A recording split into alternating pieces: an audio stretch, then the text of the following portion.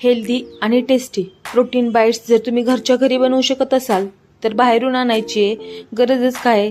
बाहेरचे ते महागडे एनर्जी बार, प्रोटीन बार खाण्यापेक्षा कधीही घरचं चांगलं. तर यासाठी मी इथं 1 वाटी खजूर, काजू, बदाम, अक्रोड, शेंगदाणे, ओट्स, तीळ आणि मगज बिया घेतले आहेत.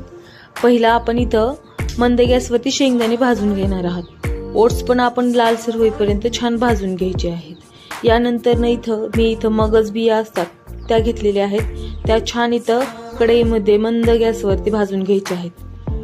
तीळ आणि खोबरे देखील आपल्याला अशा प्रकारे भाजून घ्यायचं आहे. आता हे प्रोटीन बार किंवा एनर्जी बार जे आहेत ते आपल्याला एवढे हेल्दी असणार आहेत. वेट गेनसाठी असू द्या किंवा आपलं शरीर आरोग्यदायी ठेवण्यासाठी असू द्या. आता सर्व भाजून घेतलेलं साहित्य ड्रायफ्रुट्समध्ये तुपात भाजून घ्यायचं आणि त्याला नंतरनं परत एकदा 2-3 मिनिट छान असं खरपूस भाजून घ्यायचं. छान असं गुलाबी किंवा सोनेरी रंगापर्यंत होईपर्यंत भाजून घेतल्यानंतरनं आपण इथं 1 चमचा तुपामध्ये 1 चमचा डिंक चांगला फुलवून घ्यायचा.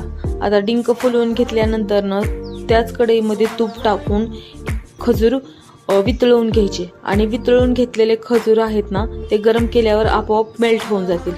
मेल्ट झालेले खजूर आणि डिंक ड्रायफ्रुट्स आपण जे भाजून घेतले आहेत त्यामध्ये छान असं मिक्स करून घ्यायचं. छान मिक्स करून घेतल्यानंतर त्याचं एक छान असं परफेक्ट बाइंडिंग असं खजूरमुळे बाइंडिंग तयार होतं. हे लाडू तुम्ही 1 महिनाभर आरामात खाऊ शकतात.